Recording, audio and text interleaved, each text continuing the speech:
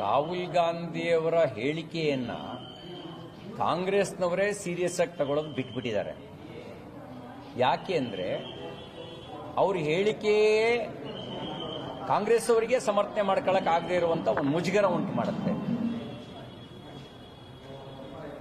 ಅವ್ರು ಹೇಳೋ ರೀತಿಯಲ್ಲಿ ವೋಟ್ ಚೋರಿಯಾಗಿದ್ರೆ ಅವರಿಗೆ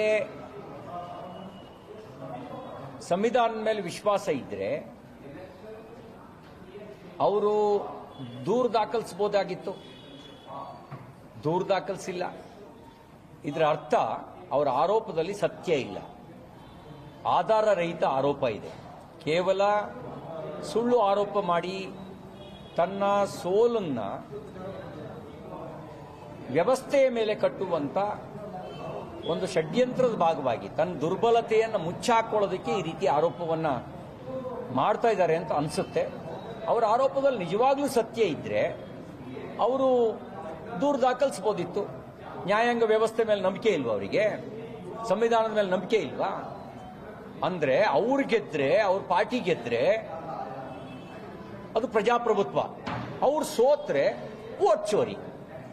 ಈ ತರದ ಆರೋಪವನ್ನ ಕೇವಲ ಕಳ್ತನದಲ್ಲಿ ನಿಪುಣರಾಗಿರೋರು ಮಾತ್ರ ಕೊಡಕ್ ಸಾಧ್ಯ.